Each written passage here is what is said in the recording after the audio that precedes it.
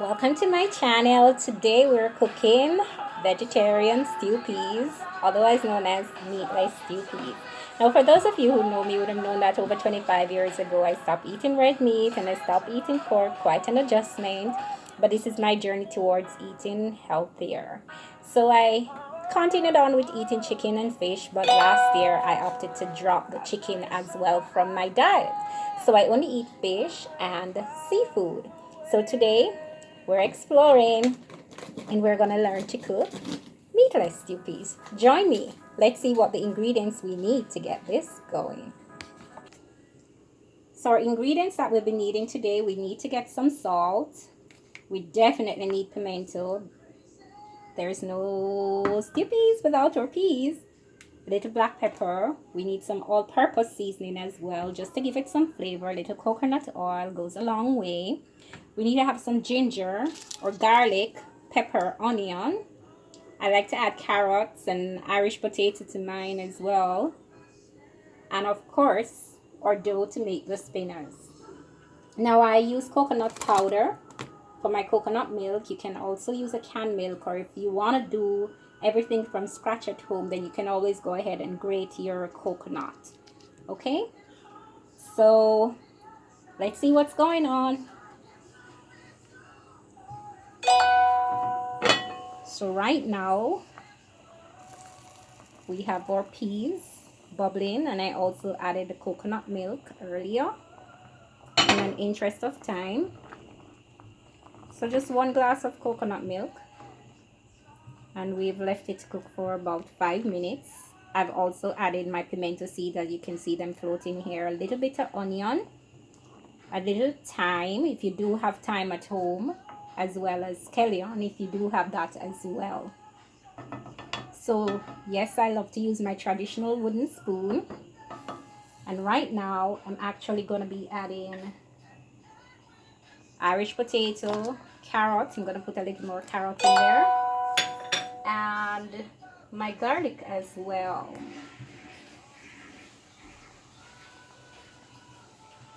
Now, depending on how many people you're cooking for will determine how many cans of peas you need to use. I only use 1 can, which can pretty much do for about 3 people. If you really like to have your stew peas thick, then you could just take a few of the peas as soon as it's soft, and you could actually crush it against the pot, which will actually help you to make the stew peas a little bit thicker. We're looking good so far. For those of us who used to eat meat and still have that desire for the salted thing, you could add a little more salt. But if you know that you do have a pressure problem like high blood pressure, then I don't recommend that you overdo the salt.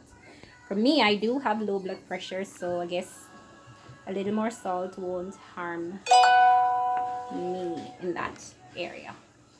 Alright? So we're going to let that simmer down for another 5 minutes, and in the meantime we're going to do our dough to make our spinach dumpling.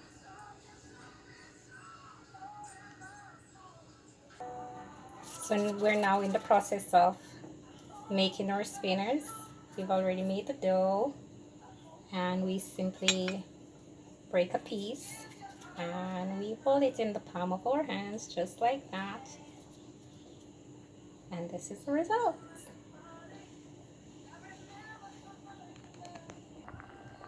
So we've added our spinach dumpling. Ooh, look at the colors in my pot. Irish potato, carrots, kidney beans. The smell is exceptional. The coconut milk and all. So we're gonna leave this to cook for maybe another 10 minutes or so. The great thing about this is that it's an easy cook pot. You don't need more than maybe about 25 minutes or so, because most of the time is really spent on the kidney beans, on cooking your spinach dumpling, the Irish potato, and so on. So about now, we're gonna drop the green pepper. And you really don't want to cut that open. That would just ruin everything. So we're really keeping a green pepper whole so that it can give it some more flavoring. And as you can see here, we have our Irish potato, we have our carrots, kidney beans, pimento seeds, garlic, that was just some garlic there. We added a little coconut oil, salt of course, and I think I'd like to add some more salt about now. Again, if you know that you do have a pressure problem and you can't use a lot of salt, just be careful with how much that you pour in there. In that case, maybe 1 tablespoon would be good. I have put pretty much about 2 in 9. So we're gonna leave this to cook some more. Let's give it about another 8 minutes or so, and then our meatless stew peas will be ready. So welcome back, guys. Let's check what's going on here.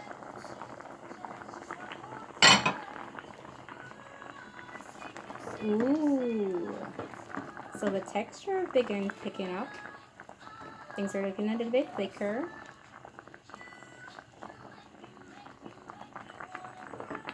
I think I might just crush a few more peas to the side of the pot just to make it even a little bit thicker. You don't want to overcook either. Gotta watch the flame to see how high it is. Turn it down a bit if too high, just put it on medium flame. And this is looking so delicious right now. Can't wait. Okay, so need just maybe about another 5 minutes or so, and then we should be good to go. See, our pepper is still intact, and we'll remove it as well before consuming, because as well we still want it to open even after we finish cooking.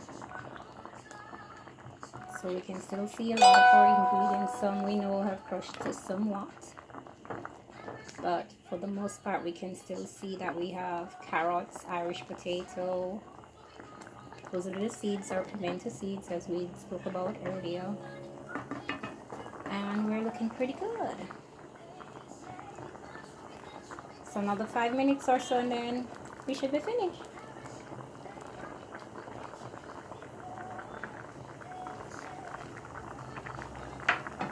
So we're just going to close back our pot, leave it for another 5 minutes, and then we'll be finished. So here we go.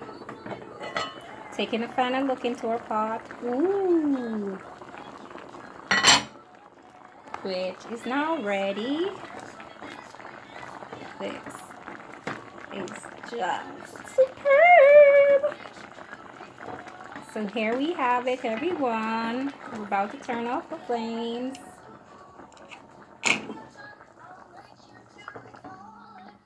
Meatless stew peas, aka vegetarian stew peas. I will put all the ingredients in the comment section. So remember, share your comments with me. Let me know what it tastes like. Like, share, subscribe, and enjoy. Thank you all for joining me today. Join me next time when I will look at doing something Jamaican and something a little bit tasty. Okay? See, can tell that I've been in the kitchen, sweating a little bit there. So here we have it, our meatless stew peas, can't wait to have this. See you next time, lovies.